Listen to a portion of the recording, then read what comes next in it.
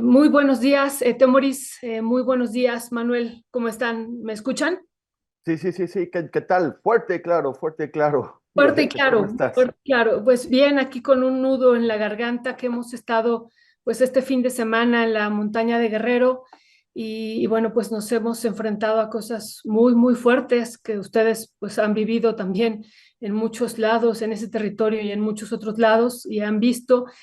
Y bueno, pues ahorita estábamos hablando con el doctor Víctor Martínez y bueno, pues de una situación también muy, muy dura, de un abandono total por parte del sector salud, pues a este territorio de Tlapa y de las comunidades y de los municipios de esta montaña de Guerrero. Pero bueno, pues gracias, gracias. Manuel, ¿tú me escuchas? Sí, hola, ¿qué tal? Violeta Temoris, a toda la audiencia, ¿cómo están? Un saludo. Muy Hola, buenos hola. días. Gracias, gracias, Manuel. Pues vamos a cambiar de tema, de geografía, pero bueno, esa otra geografía tendrá repercusiones en nuestro país y en todo el mundo entero. El triunfo de Donald Trump, que prácticamente decíamos hace más de dos periodos electorales, cuando se postuló la primera vez, dijimos es imposible que gane y ganó. Y ahora, pues varios años después, ya vuelve a ganar. ¿Qué decir sobre esto? ¿Cuál sería tu primera valoración, Temoris, sobre este resultado, sobre este triunfo que hoy decía la presidenta? Todavía no puedo declarar nada porque no es oficial, pero son hasta el momento 277, ¿cómo se llama? Distritos electorales para Donald Trump y 224 para Kamala Harris. Y bueno, con esto él estaría teniendo este triunfo. Estamos hablando de más de 71 millones de votos para Donald Trump y 66 millones para Kamala Harris. ¿Qué decir sobre esto, Temoris? Pues mira, en principio que sí, efectivamente esto no se ha terminado. Uh -huh. Parece difícil, muy difícil que cambien las cosas. Es muy improbable, pero llama la atención que Kamala Harris no ha salido a declarar, a reconocer la victoria de Trump. este, Quienes normalmente, digamos, lo hacen difícil, pues es el mismo Trump, ¿no? Que nunca reconoció que había sido derrotado hace 4 años. Y también los demócratas solamente tardaron en reconocer, o sea, normalmente es la misma noche electoral cuando lo hacen, pero solamente en 2000 y en 2016 tardaron en hacerlo porque en ambos casos sus candidatos habían ganado la mayoría del voto popular, pero estaba en cuestión el voto del colegio electoral, porque en este sistema antiquísimo, anacrónico que tienen en Estados Unidos, en donde no, el presidente no es electo directamente por la mayoría del pueblo, sino que la gente elige en cada estado un número de delegados que son los que hacen esta elección.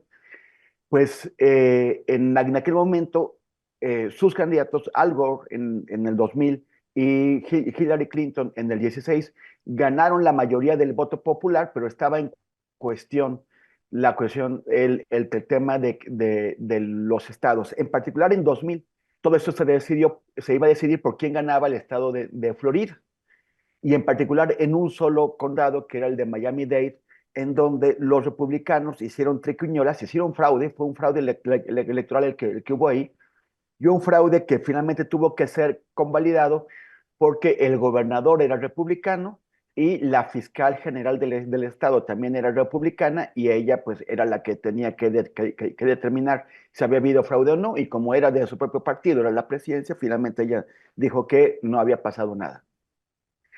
Ahora no queda claro por qué Kamala Harris está deteniendo su declaración, pero sí es bastante visible por lo que hemos visto que la victoria de Trump pues, fue mayor que la que habíamos esperado, o la que habíamos temido, porque está ganando los 7 swing states, que son de los 50 estados de Estados Unidos. Normalmente 43 siempre votan o republicano o demócrata, eso ya se da por descontado. Y realmente la elección se decide en 7 estados, Ahí estamos viendo todavía en este mapa que están mostrando que del lado izquierdo, en el oeste, Nevada y Arizona están en rosa, o sea que todavía el conteo no es definitivo y podrían, o sea, se están inclinando por Trump, pero podría haber un cambio. Pero aún si hubiera este cambio, aún si ocurriera que acabaran siendo por Kamala, ya con los 5 otros estados del norte y del este que votaron por Trump, ya con eso le basta a Trump, ya tiene 277 votos electorales cuando le hacía falta 270. Pero además tuvo casi 52% de la votación. Hace 4 años, no, perdón, hace 8 años, cuando ganó, no llegó al 50%. Quedó debajo de Hillary Clinton. Hay más estadounidenses que votaron por Trump esta vez. Su triunfo es más claro, a menos que pase algo sorprendente que justifique por qué se están esperando los demócratas. Pero eso sí significa que los discursos del odio total, del odio hacia los migrantes, del racismo, de la misoginia, de la homofobia, han prevalecido en Estados Unidos. Esto no es decir, porque tienden a decir, a justificar a Trump diciendo que los demócratas no son muy distintos. Los demócratas y los republicanos en muchas cosas son muy parecidos, porque finalmente no son más que dos caras de un mismo sistema político económico dominante que no permite que la gente realmente tenga la capacidad de elegir. Le da dos opciones de lo mismo, dos caras de la misma moneda. Pero sí hay algunas, sí es distinto águila o sol. Sí hay diferencias en el sentido, por ejemplo, lo que sea de izquierda progresista que hay, que trata de tener alguna viabilidad electoral, pues está en el Partido Demócrata. Ahí están los negros, ahí están las organizaciones latinas, ahí están los pacifistas que se inconformaron con Kamala Harris por su apoyo al genocidio de Israel y que pueden haber sido la causa de que Kamala no haya ganado estados como Michigan, en donde la población árabe y musulmana es importante y no quiso votar por Kamala.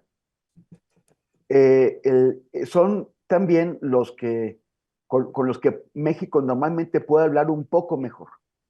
Yo esperaba que siendo Kamala Harris mujer, además de origen inmigrante, pudiera tener una mejor comunicación con una presidenta como la que hemos elegido en México, Claudia Sheinbaum, porque Donald Trump, entre otras cosas, pues es un misógino, es un tipo misógino que no respeta a las mujeres, que se caracteriza por violar la intimidad de las mujeres y la sexualidad de las mujeres. Tiene varias acusaciones de violación y además de jactarse de ello en público.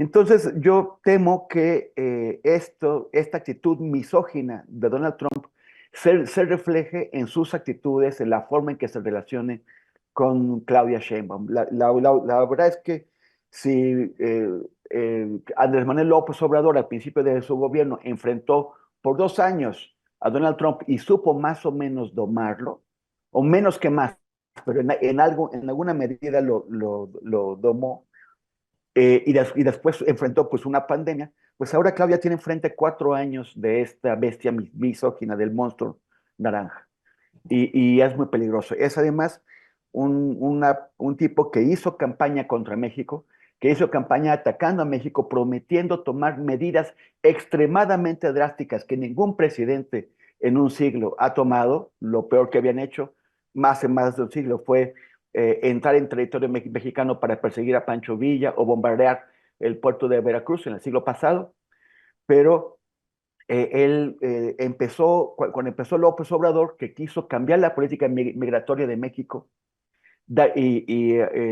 tratar de hacerla más humana y de admitir a las personas que tratan de llegar a la frontera norte buscando una mejor vida, y les ofrecía una mejor vida aquí en México, porque somos un país grande que tiene pues mecanismos para absorber a estos migrantes.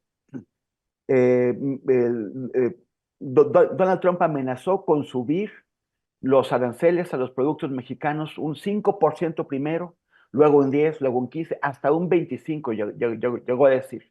Y esto bastó para que el gobierno de López Obrador cambiara la política migratoria, le diera un giro de 180 grados y actuáramos como habíamos venido haciendo, como el policía migratorio de Estados Unidos.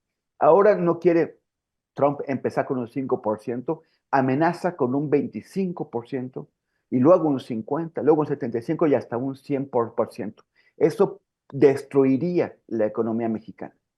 México, que tiene que 4 de cada 5 dólares que exporta se los vende a Estados Unidos, México no podría enfrentar unas decisiones de ese tipo. Y aunque no pudimos ver hace 8 años, perdón, hace 6 años, si Donald Trump en realidad tenía la intención y la capacidad de imponer tales sanciones, porque también su Congreso podría haberle puesto algunos límites. Ahora el gobierno de López Obrador no quiso esperarse a ver si lo quería y si lo podía hacer. Cambió la política migratoria. Ahora tenemos un Trump recargado, un Trump que viene de la frustración de haber sido derrotado, de la frustración de que muchos de sus propios colaboradores hablaron sobre él y lo exhibieron como un fascista, como un tipo enloquecido, como un hombre que tomaba decisiones sin pensarlas. Es un Trump vengativo, es un Trump que viene a cobrarse cuentas con todo el mundo. Y además es un Trump que ahora, según parece, todavía queda en duda quién va a tener el control de la Cámara de Representantes, por es muy probable que los republicanos tengan ambas cámaras, lo que Trump no tuvo en su periodo.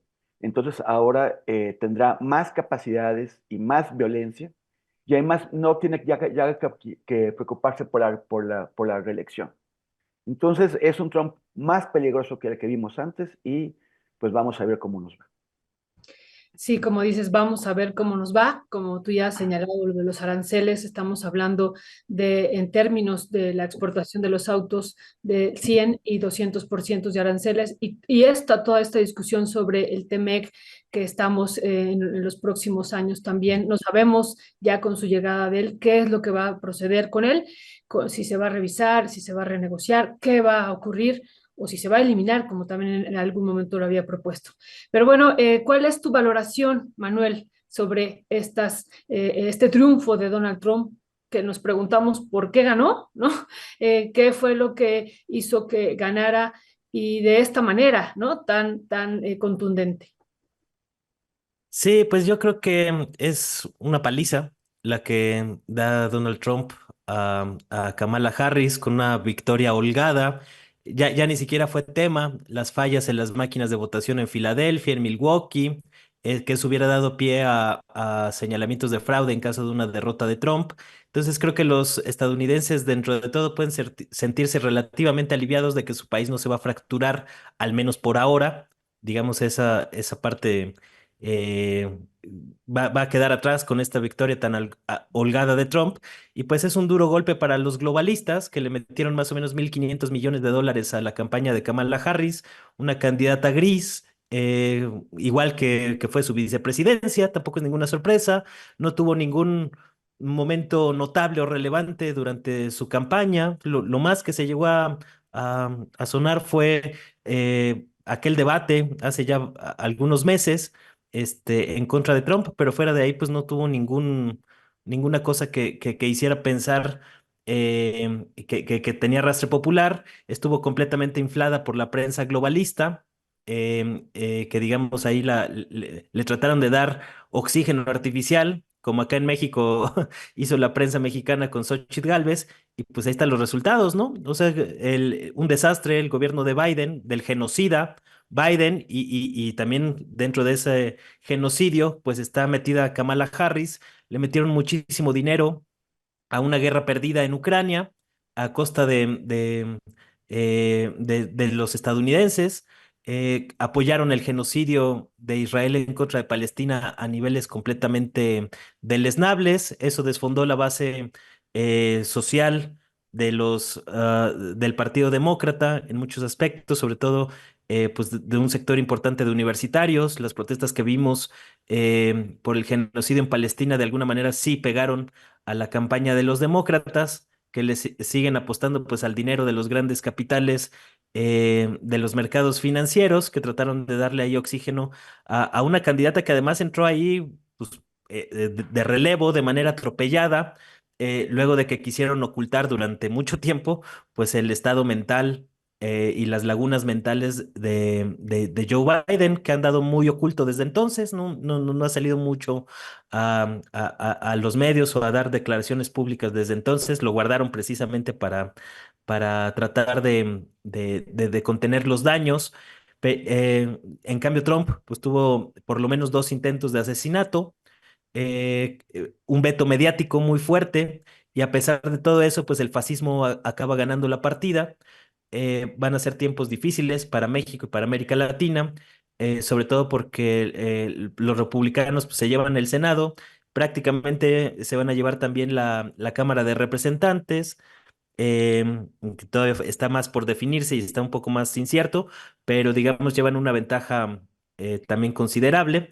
Y digamos, pues van a ser tiempos complicados para México. Un día antes, prácticamente en el cierre de campaña, Trump amenazó con 25% de aranceles a todas las mercancías de México. Sabemos que una parte pues es bluff, pero van a estar presionando con ese tipo de medidas coercitivas, además de que en los sectores del Partido Republicano que se ven beneficiados con esta victoria de Trump, pues son los que han estado haciendo llamados constantes a invadir México, eh, para combatir al narcoterrorismo, que también están muy fuertes con esa campañita desde las agencias estadounidenses. Y casualmente, pues en ese contexto electoral en Estados Unidos, pues vemos incidentes bastante raros en México, coches bomba en Guanajuato, una amenaza de bomba, o que lanzaron una bomba supuestamente, o una supuesta bomba en un hospital del Iste de Sinaloa. Y eso pues me parece que es parte de una operación psicológica encabezada por el Deep State en Estados Unidos, precisamente para tratar de desestabilizar México. Y ese es más o menos pues, lo que vamos a vivir los próximos 4 años. Y lo mismo puede esperarse para otros países de América Latina como Cuba, que todavía no acaba de recuperarse del mandato pasado de Trump y las sanciones que impuso a la isla para ahorcarla económicamente a través de restricciones al turismo, entre otras cosas. El intento de golpe en Venezuela, el golpe de Estado en Bolivia. Entonces, digamos, esa va a ser más o menos la tónica que nos va a esperar 4 años. Tampoco hay que ser fatalistas, ya sobrevivimos un mandato de Trump, no veo por qué no podamos sobrevivir a otro mandato, pero desde luego que van a ser condiciones difíciles. Vamos a ver cómo reacciona Claudia Sheinbaum ante los embates de Trump, que seguramente va a haber varios. Y vamos a ver cómo lo va sorteando. También Claudio Sheinbaum pues tiene ahí el consejo de Andrés Manuel López Obrador en caso de que sea necesario, de cómo lidiar con este personaje. Pero digamos, pues se avecinan tiempos difíciles para México. Creo que en el mundo en general también hay que poner atención a qué va a hacer Donald Trump con la OTAN. Una de sus consignas fue que durante su mandato no iba a haber guerras, lo cual pues va también a precipitar ya la rendición de Ucrania, que ya se venía gestionando desde hace algunos meses. Esto va a acelerar el fin del conflicto bélico en Ucrania. Yo creo que pues incluso antes de que termine el año vamos a ver ya señales de esta índole. En el caso de Israel no queda muy claro porque a pesar de que Trump es completamente un sionista y que va a seguir apoyando a Israel, no queda claro los términos en que van a seguir apoyando a Netanyahu, que acaba eh, pues Correcto. remover a su secretario de Defensa en una situación que también ha generado ahí comentarios en Israel. Vamos a ver cómo se gestiona ese asunto. Ese creo que no queda del todo claro, pero digamos son malas noticias para América Latina. los estadounidenses pueden sentirse tranquilos de que no se va a fracturar el país, al menos por ahora, y pues nos va a tocar tiempos difíciles en América Latina, porque la hazaña que tuvo Donald Trump en contra de América Latina durante sus 4 años, pues yo creo que se va a repetir, y ahora todavía pues con más elementos, ¿no? Sobre todo el tema de la inversión en el sector automotriz va a ser algo en lo que se va a, a centrar mucho para tratar de proteger pues, a su vocero estrella, a Elon Musk, el dueño de Twitter X, que, digamos fue un factor importante para tratar de sortear el veto mediático que había tenido Trump, cuyos dos intentos de asesinato, sobre todo el primero, que fue público, pues prácticamente fue ocultado, minimizado en la prensa globalista, que le siguen apostando a ese tipo de medidas, a tratar de distorsionar y maquillar la realidad, pero pues les acaba rebotando en la cara, en un momento a otro, ¿no? Creen que a través de la propaganda les va a ser suficiente para cambiar la opinión de las personas, y pues no necesariamente. En Estados Unidos hay mucha, em, pues, insatisfacción con el gobierno de Biden. O sea, realmente no puede presumir de algo el gobierno de Biden más allá de bajos niveles de desempleo, porque todo lo demás pues es bastante eh, desastroso en términos generales, sobre todo en la política internacional. Y pues también ahora a ver qué van a hacer en la Unión Europea, ¿no? Que le estuvieron apostando mucho a esta política bélica de los demócratas, de los genocidas Biden y compañía, y que ahora pues el financiamiento a la OTAN pues puede ser uno de los temas importantes en los próximos años. Con Donald Trump, él ha hecho ya varios llamados desde su anterior mandato a dejar de financiar a la OTAN. Posiblemente se repita también esa situación, y eso desde luego va a tener un impacto en el mundo, más allá de que se logre concretar o no esta falta de financiamiento de Estados Unidos a la OTAN. Entonces, pues está por verse, pero creo que pues los que salen perdiendo somos los países latinoamericanos, que pues vamos a tener que lidiar con la hazaña de Trump otros 4 años. Muchas gracias, Manuel. Pues ya también Manuel decía ahorita, Temoris, que Musk tuvo mucho que ver.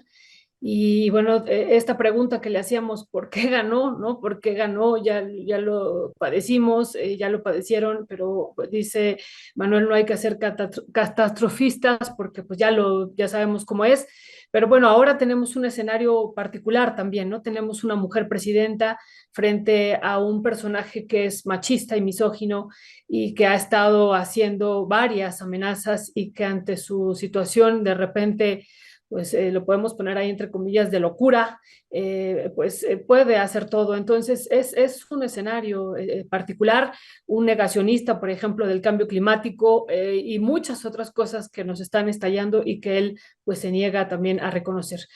Sobre esto, ¿qué decir, Temoris, en específico de Elon Musk? Él ha hecho varias publicaciones desde el día de ayer y él dice, el futuro será fantástico, ¿no? Y Estados Unidos es una nación de constructores, dice, pronto será libre de construir. ¿Qué decir sobre esto, Temoris? Bueno, las grandes fortunas, las más grandes fortunas de Estados Unidos y del mundo vieron venir esto y se aliaron con Trump, ¿no? Lo hizo Elon Musk, que puso su red social, Twitter X, a magnificar las voces de la extrema derecha pro Donald Trump. Él mismo estuvo difundiendo, bueno, participó directamente en mítines, estuvo con Trump en mítines en su campaña. Se dedicó a difundir mentiras, por ejemplo, la de que los demócratas estaban importando migrantes sin documentos, que estaban llenando ciertos estados de migrantes sin documentos para llevarlos a votar e imponer una dictadura demócrata. Ahí, ellos también recuperaron el cuento de la dictadura. Y por supuesto que él fue descubierto hace unos días, fue descubierto como un inmigrante que trabajó en Estados Unidos ilegalmente, porque él, siendo sudafricano, llegó a Estados Unidos con una beca para estudiar en la Universidad de Stanford, pero fue un truco porque nunca fue a clases. Y teniendo esa beca de estudiantes, puso una empresa, su primera empresa, con lo cual significa que trabajó ilegalmente allá. Pero ahora pues es una persona que se dedica a estigmatizar a los inmigrantes mexicanos en Estados Unidos. También Jeff Bezos, el fundador de Amazon, es parte de esa alianza. Él es dueño de periódicos muy importantes allá, como The Washington Post, que tradicionalmente se manifestaban a favor o en contra de algún candidato. Bueno, no, a favor de algún candidato. Lo iban a hacer a favor de Kamala, pues Bezos le prohibió al Washington Post manifestarse a favor de Kamala. Son pactos, pues, del gran dinero. Pero también es que hay muchas ficciones que yo veo que se repiten entre gente que en México, por ejemplo, que es simpatizante de la izquierda y al mismo tiempo es simpatizante, de alguna forma cree entender a Donald Trump porque no tienen la información correcta. Por ejemplo, que dicen, hay gente que lo pinta como un pacifista, a Donald Trump el pacifista. O sea, dicen, por ejemplo, que fue Biden el que permitió esta ofensiva de Israel contra Gaza, que no fue Trump. Bueno, porque jamás no inició su ofensiva del 7 de octubre en tiempos de Trump, la inició en tiempos de Biden, e Israel lanzó su genocidio en tiempos de Biden, no en tiempos de Trump. Pero sí fue Trump el que ayudó a congelar todo avance en el diálogo entre los palestinos y los israelíes. Sí fue Trump el que respaldó la política de aceleramiento de la colonización de Cisjordania por los israelíes, del robo sistemático de tierras palestinas. Y también fue Trump el que, en el gobierno de Barack Obama, hay dos avances importantes que Trump deshizo. Uno fue el acuerdo nuclear con Irán. Fue un acuerdo que fue muy difícil de alcanzar porque normalmente los republicanos, los presidentes republicanos no tenían ganas más que de acabar con Irán, no querían negociar con Irán, y porque cuando había un demócrata, los iraníes estaban en fase también de radicalización, entonces no querían hablar con los estadounidenses. Bueno, hacia el final del gobierno de Obama se dio una conjunción en donde estaba él queriendo llegar a un acuerdo con Irán y los iraníes habían escogido a un presidente, a Rouhani, que era reformista y favorable a un pacto. Mediante este pacto, Irán se comprometía a congelar su programa nuclear y a permitir que este fuera inspeccionado por la Agencia de la Energía Atómica de la ONU, a cambio de que Estados Unidos levantara sanciones. Lo primero que hizo Trump, bajo petición de Netanyahu, al llegar fue de tirar ese acuerdo, lo desconoció, ni siquiera anunció, vamos a renegociarlo o queremos reabrirlo o algo. Había un compromiso firmado por Estados Unidos y Trump dijo, me vale, no lo cumplo, no lo incumplió.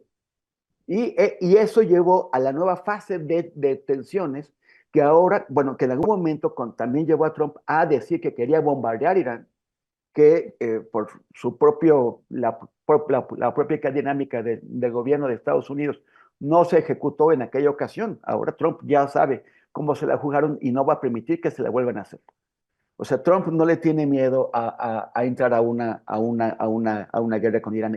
Él provocó, ya se estaban encadenando las cosas y fue Trump el que lo tumbó. También fue Obama el que llegó a algunos acuerdos, el que comprometió a Estados Unidos a algunos acuerdos en el tema ambiental, con el pacto de Kioto. Acuerdos insuficientes, acuerdos sobre los que hacía falta construir muchísimo, acuerdos que no iban a impedir que llegáramos a la situación en la que estamos ahorita, pero que sí podían ayudarnos a avanzar, a moderar la crisis climática en las décadas que vienen. Bueno, Trump llegó y lo tiró. Y lo tiró y dijo, no me importa, me vale, no queremos. Y además empezó, por ejemplo, autorizó la exploración o la perforación petrolera, la explotación en zonas del Ártico que hasta ese momento habían estado cuidadas. También, tampoco debo olvidarse, también Obama favoreció la distensión con Cuba y el levantamiento parcial de algunas medidas del embargo. Permitió, por ejemplo, que los cubanos que se iban a Estados Unidos podían enviarles dinero a sus familiares en Cuba. Permitió que hubiera vuelos directos entre Cuba y Estados Unidos para favorecer la reunificación de las familias. Esto Trump llegó y también lo tiró, lo pateó y lo tiró. O sea, es una diferencia Trump, el de antes, o sea, entre Trump y Obama. Es cierto, Manuel tiene razón al decir que Biden fue bastante gris. Y, por ejemplo, él pudo haber tratado de recomponer algunas de las cosas que pateó Trump, como el acuerdo con Irán, como los compromisos ambientales o el tema con Cuba. Algunas pequeñas medidas se hizo, pero quedó lejos de lo que llegó a alcanzar Obama. Pero bueno, ahora no, pues como el viejo cuento del caracol que está intentando salir de un pozo y que sube 3 metros de día y baja 2 de noche. Pues con Trump es al revés, bajó 4 metros de noche.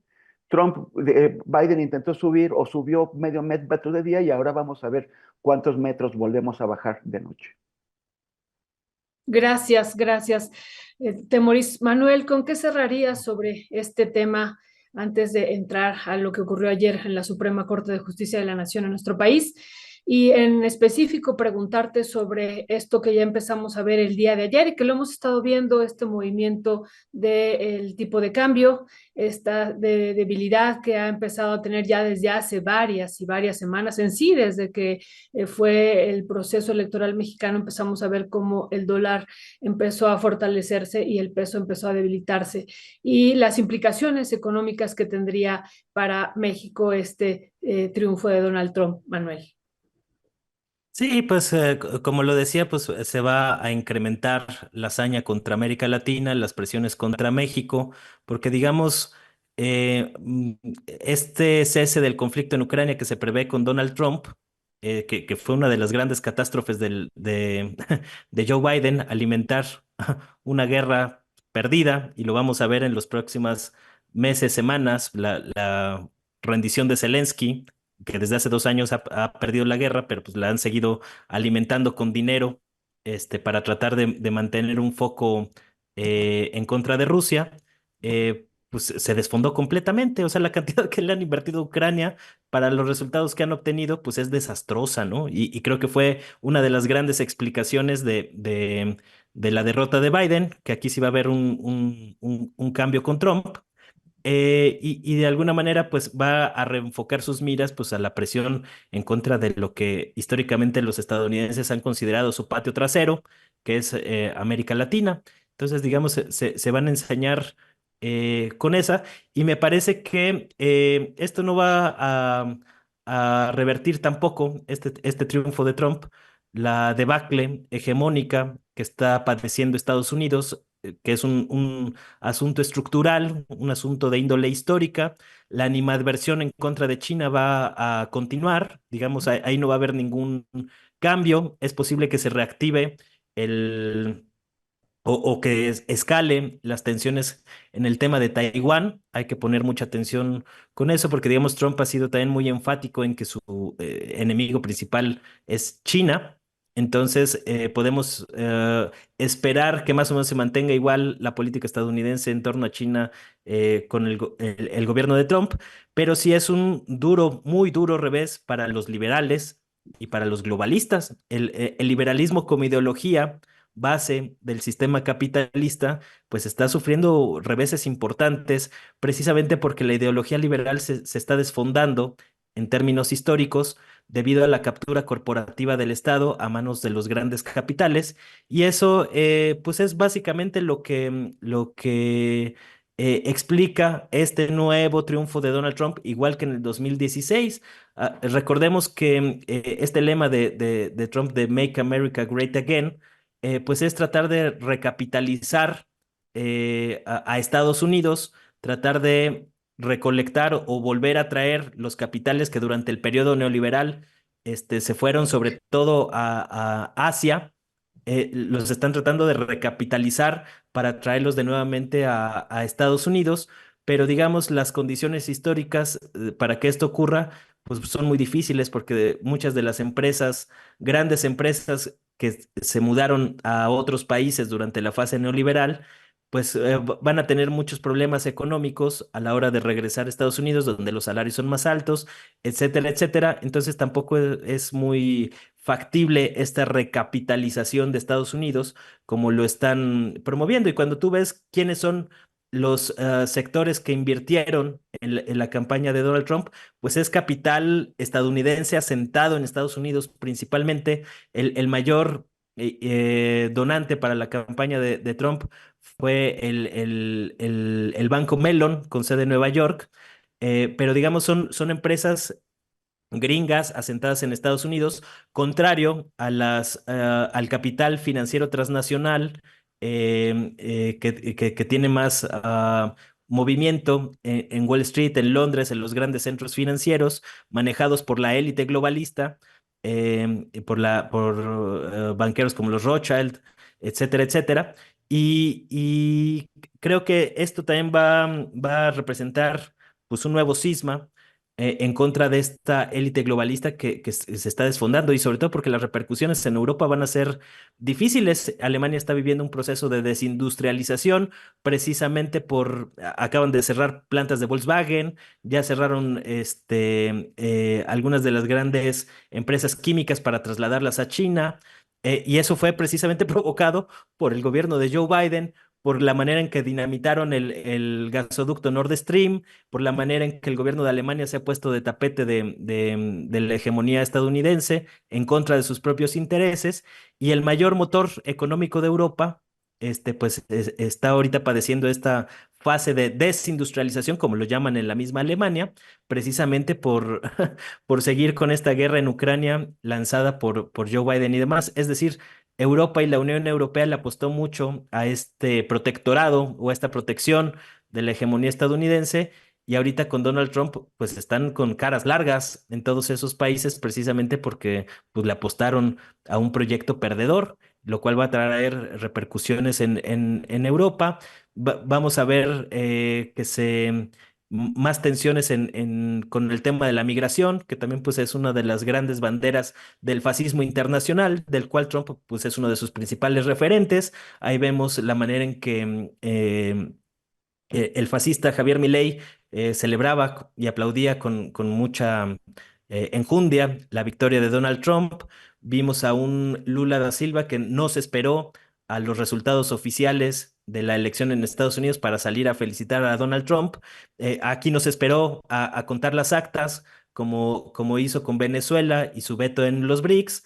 Entonces, digamos, va a tener muchas repercusiones internacionales este regreso de Donald Trump, y creo que va a mover algunas cosas. En el tema de México, pues lo que vamos a esperar es una campaña muy intensa para tratar de impedir el capital chino, sobre todo de automotrices como BYD, el principal competidor de Elon Musk y Tesla en el tema de los coches eléctricos. Y pues también esto también va a tener repercusiones en el tema del litio. Hay que estar muy, muy atentos con lo que va a pasar en América Latina, donde eh, tiene las principales reservas de litio, que Trump y Musk, ya, sobre todo Musk, ya se anda saboreando en el tema de Argentina. La división en Bolivia, que ahorita están tratando de limar asperezas, Evo Morales y el grupo de Luis Arce, pues deben de ponerse también las pilas porque esa división puede provocar que el imperialismo estadounidense regrese con todo para apoderarse de esas grandes reservas de litio. Entonces, pues un contexto difícil. Vamos a ver cómo, sobre todo en el tema China, yo tengo mis dudas hasta qué punto está dispuesto a llegar Trump, pero en el caso mexicano sí me preocupa porque ya hay varios antecedentes de que Trump estuvo a punto de bombardear México con el tema o el pretexto de los cárteles de la droga en 2020, me parece que fue, en uno de sus últimos años como presidente, según se ha revelado en distintas fuentes. Y me parece que también aquí en México pues vamos a ver que muchas de estas fuerzas afines al imperialismo estadounidense, como lo es la oligarquía mexicana, la derrotada oligarquía mexicana, van a tratar de impulsar esta narrativa del narcoterrorismo, que yo soy muy enfático, hay que ponerle mucho cuidado a ese tema porque lo van a tratar de inflar mediáticamente para generar condiciones de desestabilización en México. Ese es más o menos el escenario que yo veo. Muchas Oye, gracias, Manuel. Adelante. Violeta, me faltó también un comentario. Hoy nuestro compañero Salvador Frausto publica en Milenio un análisis sobre las redes sociales, sobre cómo funcionaron las redes sociales ayer durante las elecciones. Como ustedes saben, Trump en su periodo además logró meter tres jueces de la Corte Suprema, de manera que cambió la composición de la Corte Suprema y ahora hay 6 jueces conservadores contra 3 progresistas. Y con eso han cambiado muchísimas cosas, en particular el tema del aborto, que desde 1973, con una sentencia anterior de la Corte Suprema, había quedado despenalizado en Estados Unidos. Estos jueces lo volvieron a penalizar. Y entonces la gente que está por los derechos reproductivos intentó otras formas, como por ejemplo iniciativas a nivel local para tratar de garantizar el derecho al aborto. Se suponía que este era un tema que iba a movilizar a las mujeres para votar en contra de Trump, precisamente porque Trump estaba.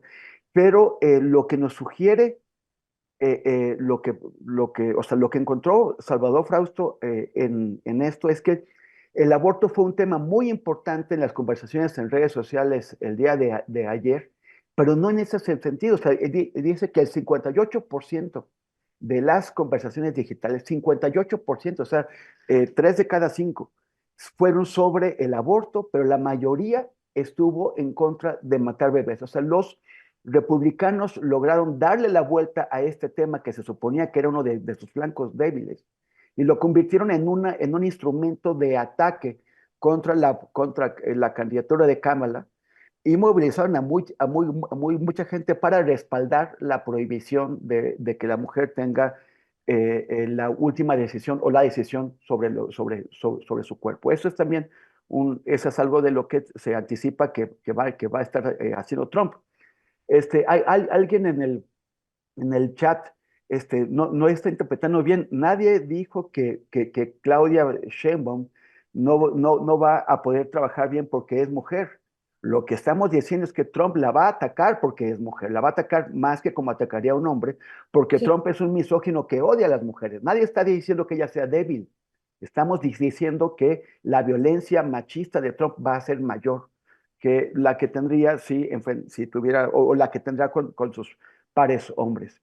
Y otro asunto también que se pasaba, pero que mencionaron en el chat, es que Trump fue también quien rompió, internacionalmente se reconoce a Tel Aviv como la capital de Israel, no como Jerusalén, porque Jerusalén está en disputa. La mitad de Jerusalén es Palestina y Israel se la anexó y convirtió a Jerusalén en su capital. La comunidad internacional no reconoce esto, pero Trump fue el que decidió mover la embajada de Estados Unidos de Tel Aviv a Jerusalén como una forma de reconocer el dominio y la soberanía israelí sobre Jerusalén. Muchísimas gracias. Pues ese último, no, pero el antepenúltimo tema que tocas es bien importante, bien importante. Así es que gracias, Temoris, y me parece que hay que regresar a este manejo de las redes sociales y de algunos temas en específico, como el tema del aborto y cómo se utilizó. Entonces, eso me parece bien importante e interesante. Pues vamos con el otro tema que también es importante, que lo que pasó el día de ayer, Manuel, en la Suprema Corte de Justicia de la Nación. No se tuvieron todos los votos. ¿Por qué? ¿Por quién? Ya ahorita tú nos harás tu análisis. Y bueno, pues finalmente entonces la Suprema Corte emite un comunicado, pero también en ese comunicado señala algo que hace rato no lo leí para leerlo aquí con ustedes. Dice, desestima, o sea, la Corte desestima los conceptos de invalidez expuestas en las impugnaciones a la reforma constitucional en materia judicial y pone después un texto en letras más chiquitas, ello no implica que se haga pronunciamiento alguno sobre su validez. Bueno, ¿qué decir sobre este comunicado que ha emitido? Y también analizaremos, y si ustedes lo creen pertinente, el plan D que ya tenía la presidenta. Adelante, Manuel. Sí, bueno, pues a mí siempre me dicen en algunos espacios que soy exagerado por señalar las intentonas golpistas, pero lo que ha hecho la Corte pues deja clarísimo a qué nivel estaban dispuestos a llevar pues esta intentona golpista. O sea, lo que vimos ayer fue absolutamente vergonzoso. O sea, esta manera en que Norma Piña y sus huestes trataron de estirar la liga ya lo más que pudieron y se desfondaron en su intento por lo disparatado de su intento, que además no tiene ninguna posibilidad de prosperar y que habla de la estupidez como estrategas que son estas huestes golpistas de Norma Piña y los demás sectores de la oligarquía que ahora resulta que el ministro Alberto Pérez Dayán, quien rompió el bloque de 8 ministros para votar el disparatado proyecto presentado por el ministro Alcántara Carranca,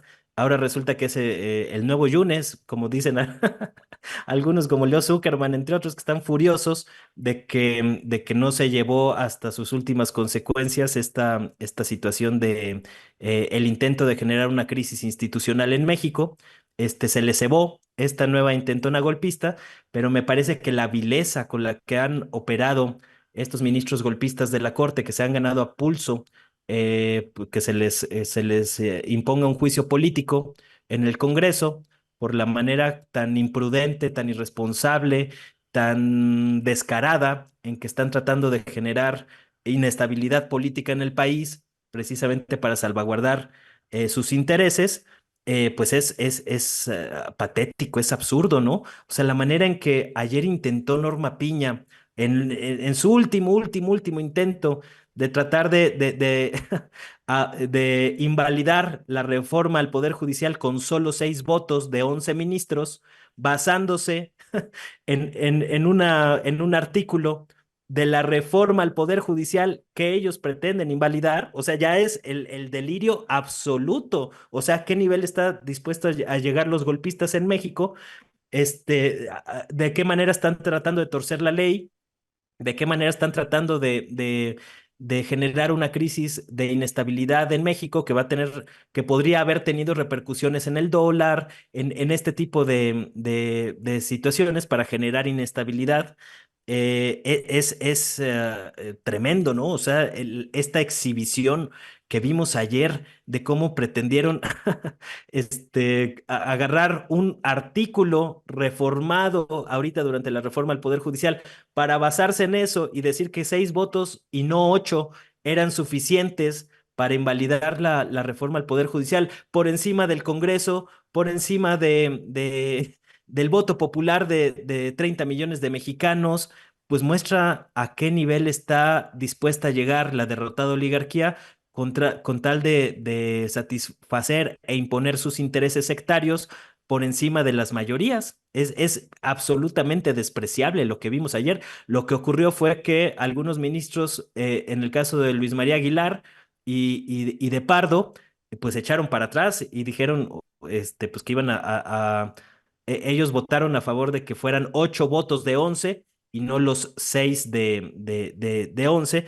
porque precisamente pues les iba a repercutir en muchos aspectos. Yo creo que ellos advirtieron que podía haber algún tipo de repercusión, como esto del juicio político que comento, que se lo han ganado a pulso, y que les iba a ser más desfavorable que ventajoso, porque además pues es algo que no tienen posibilidad de ganar. Ya, para empezar, la Corte no tenía ni siquiera facultades para revisar este tema, de todas maneras lo hicieron. El proyecto que presentó González Alcántara Carrancá, pues es abiertamente un posicionamiento político, es un manifiesto golpista, lo que se discutió ayer en la Corte. Y me parece que la actuación, sobre todo de Lenia Batres, pues fue muy contundente a la hora de exhibir estas incongruencias profundas entre los ministros de la Corte, que en el caso de Luis María Aguilar y de Lainez, pues acabaron reconociendo que antes decían una cosa, pero ahora como los intereses políticos cambiaron, pues ellos ahora opinan otra cosa. Es decir, están evidenciando que los ministros de la Corte han juzgado y siguen juzgando en función de intereses políticos, con un lenguaje rebuscado, leguleyo, para tratar ahí de confundir a los despistados, para tratar de que la maquinaria mediática les eche una manita, tratando de impulsar esta crisis institucional que se les cebó, no les dio para más. Digamos, la manera en que Alberto Pérez Dayán rompió este bloque de 8 ministros, pues fue el principio del fin de este intento golpista, que digamos, Pérez Dayán no es que sea un demócrata, ni mucho menos, pero digamos, fue por lo menos congruente con lo que había dicho en el pasado. Creo que también advirtió que era más peligroso seguir con este estúpido intento golpista, impulsado principalmente por Norma Piña, que creo que por lo menos es o sea, si a alguien le deben de hacer juicio político es principalmente a Norma Piña, más los otros ministros golpistas que trataron de generar esta crisis institucional en México para beneficio de la oligarquía. Y me parece que los mexicanos podemos sentirnos aliviados porque era un riesgo muy alto dejar a estos tipos en sus cargos junto con los jueces, magistrados y ministros que hoy tienen pues el control del poder judicial. Ya se van, afortunadamente se va a desactivar un riesgo importante de golpismo en México con esto. No es que vaya a mejorar el poder judicial, eso también hay que tenerlo claro, ¿no? No, no van a mejorar las condiciones del poder judicial en México. Esta es una reforma política precisamente para acotar y minimizar los intentos golpistas que desde hace mucho tiempo están activados en México. Y digo, pues yo soy muy repetitivo con este tema, pero lo que han hecho en las últimas semanas los ministros de la Corte, pues dejan muy en claro estas continuos intentonas golpistas de desestabilización que están realizando en México. Ahora que comentaba lo del narcoterrorismo con Trump y demás, a mí me da cierta tranquilidad el hecho de que estos ministros, bye bye, ya se van, ya presentaron sus renuncias, que ya también es que no van a participar 8 ministros en el proceso electoral de junio próximo, lo cual nos da cierta tranquilidad. No es que tampoco los ministros que lleguen vayan a ser tremendas lumbreras o cosas por el estilo. Creo que hay que matizar mucho esa situación, pero sí se acota un foco golpista muy grande que teníamos en México, precisamente porque el Poder Judicial pues era el último bastión, el último remanente de la derrotada oligarquía neoliberal, que a partir de ahí trataban de imponer su voluntad por encima de la mayoría, tratando de posicionar al Poder Judicial como un superpoder por encima del Ejecutivo y el Legislativo, y eso le va a dar viabilidad al gobierno de Claudia Sheinbaum los próximos 6 años, precisamente para lograr una mayor cohesión y enfrentar a las amenazas externas y a las presiones externas que seguramente se van a recrudecer en los próximos 4 años con el mandato de Donald Trump. Entonces me parece que los mexicanos, dentro de todo, debemos estar contentos por la manera en que se les vino abajo y se les cebó esta nueva intentona golpista a los integrantes y a los pues empleados de la derrotada oligarquía en México. Muchísimas gracias, Manuel Temoris. Te pasamos la palabra, nada más ahí haciendo mención que decir en específico sobre este ministro Alberto Pérez Dayán y lo otro del plan D, esto que proponía Claudia Sheinbaum, elegir a un octavo ministro y dos, quitar los saberes de retiro, que ese es otro gran tema. Adelante, Temoris. Gracias, Violet. Yo estaba pensando, o sea, es que el mismo día se le resolvieron y se le complicaron las cosas a Claudia Sheinbaum. Sí. En el mismo día, ¿no? Imagínate que hubiera sido al revés, que hubieran reunido la mayoría de 8 votos, la mayoría calificada, hubieran declarado que no procede la reforma judicial.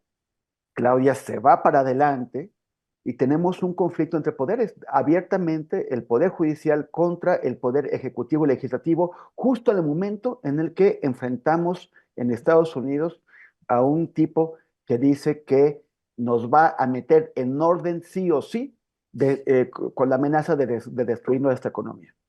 O sea, si hubiéramos tenido una tormenta perfecta aquí. Finalmente se cayó por la postura de Dayan. Era muy, o sea, es sorprendente la postura de los otros 7 ministros, que como hizo ver Dayan y como ya les habían hecho ver muchos otros, también Lenia Batres, pero también el propio Diego Valadez, que es constitucionalista de derechas, que la derecha respeta mucho, pero que les dijo desde hace como un mes y medio, esas reformas, el fondo de las reformas constitucionales no se toca. Aquí en Rompeviento, nuestros queridos maxi abogados han estado insistiendo y brindando ejemplos de ocasiones en las que, como en este caso, hubo señalamientos y quejas sobre el fondo de reformas constitucionales, y la Suprema Corte siempre se negó a entrar al fondo porque dijo que eso no es materia de la Corte. Eso no es que estuviera en la Constitución, sino que era una actitud repetida de la Suprema Corte en varias ocasiones en las que dijo: el fondo no lo vamos a tocar. Y es lo que le señalaron varias veces. Pero de pronto, cuando es un tema personal, es decir, que además de que tienen intereses propios, o sea, hay un conflicto de intereses, 7 ministros igual se muestran dispuestos a cambiar toda la forma en que la Corte se había comportado desde 1996, cuando tomó posesión, cuando Zedillo la rehizo. Y ahora que si era de su interés, pues entonces dice mi mamá que siempre no, y vamos a actuar de manera distinta. Además, con este truquete que quiso intentar Norma Piña, que es el de la mayoría calificada. La mayoría calificada tiene que ser de más de 2/3 partes de los presentes. Eso ocurre en el Congreso. Es la mayoría calificada la que consiguió la 4T ahora por primera ocasión. Y en el caso de la Corte, si son 11 ministros, pues 8 constituyen esa mayoría calificada. El tema es que Norma Piña se quiso robar la misma reforma que quiere tirar. Como la reforma tira, o sea, o reduce el número de ministros de 11 a 9, la mayoría calificada se reduce de 8 a 6. Entonces, como no tenía los 8 votos, de pronto Norma Piña ya quería aplicar la reforma que quiere tirar, diciendo que con 6 ministros bastaba, ¿no? Lo cual era otra incongruencia brutal. Creo que Dayan por lo menos no se quema, no se quema tan gravemente al decir, o sea, al manifestar su postura, que tiene todo el derecho, sobre la reforma judicial, que no esté de acuerdo, pero también al negarse a cambiar al contentillo cuando me conviene los criterios que había establecido la Suprema Corte de Justicia. Entonces eso me parece que es correcto. Además, Norma Piña pues tiene gran responsabilidad en lo que pasó cuando se fue el ministro Saldívar de la presidencia de la Suprema Corte y llegó ella con una enorme arrogancia y una enorme torpeza política, un desconocimiento de normas fundamentales de la política, con la espada desenvainada a enfrentarse al Poder Ejecutivo y al Judicial, y a tratar de usar al Judicial como un poder de bloqueo, un poder de obstaculización, que finalmente generó tal confrontación y tal frustración del lado de la 4T, que veía que una y otra vez, por cualquier pretexto, tumbaban sus reformas e impedían que ejerciera los derechos de la mayoría, que se hizo necesario el plan C, que es la reforma del Poder Judicial. O sea, fue Norma Piña en última instancia, con sus aliados, pero fue su presidencia la que provocó el conflicto que deriva en esta reforma, de la que ahora se están quejando, pero bueno, pues es su responsabilidad. Fue ahí a lo loco a jalarle la cola al león, y pues el león la mordió. Entonces eso es importante también que ubicar dónde está el origen de todo esto. Me parece que había gente entre los simpatizantes de Claudia, que decían cómo es que Andrés Manuel le hereda este tremendo pleito, este problemón a Claudia. O sea, Claudia inicia su presidencia y todavía no ha acomodado las cosas, echado a andar la maquinaria, cuando ya se enfrenta a una crisis que estuvo a punto de ponerse en mayúscula, una crisis inicial, y además que se iba a complicar por lo de Donald Trump, pero la resolvió muy bien. O en general se resolvió muy bien, lo resolvieron, también a mí me parece que hay que reconocer que Noroña jugó bien su papel, y hubo otras figuras ahí que operaron correctamente. Operó también la conciencia del ministro Jacobo Dayan, no, Jacobo Pérez Dayan, Jacobo Alberto. Sí, Alberto Pérez Dayan, sí, Jacobo es el director del CCU, Tlatelolco. Funcionó. Qué bueno, esto le da una importante victoria a Claudia, que significa combustible para empezar mejor su gobierno, y también para poder calcular y ver cuáles van a ser las respuestas ante los movimientos que pueda tomar Donald Trump. Muchísimas gracias, Temoris. Gracias a los dos por estos temas que hemos analizado un día después de la Suprema Corte de Justicia de la Nación, de esta decisión que se iba a tomar, y lo otro, pues de las elecciones en Estados Unidos. Y gracias que tuvimos la oportunidad con ustedes de analizar ambos temas. Les mandamos un fuerte saludo y nos encontramos la próxima semana. Por cierto, y me despido, no voy a estar, el próximo miércoles viajo al Líbano a cubrir la invasión. Ojalá pueda hacer algún reporte para el rompimiento desde allá o algo, pero no estaré por algunas semanas. Entonces ojalá que le encuentren compañía a Manuel, porque seguro me va a extrañar. No, también Manuel tiene un anuncio. ¿Ah, sí? Mucha Sí. suerte, Temoris, allá en Líbano, pero yo también me voy a ausentar 3 semanitas por vacaciones, así que no voy a estar por Uy, acá Sí. acompañándolos. Entonces, pues digo, ya nos estaremos viendo nuevamente en unas semanas, pero yo también voy a tener este necesario periodo de desconexión de tanta cosa que pasa en el mundo. bueno, pues entonces suerte, Violeta y Ernesto.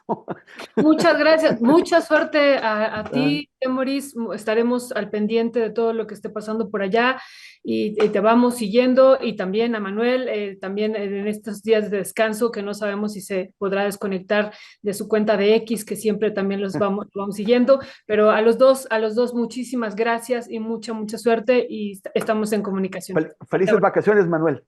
Gracias, nos Ya, vemos. hasta luego. Descansa, Chao, Manuel. chao. Mucha suerte allá en Gracias, Líbano. Temoris.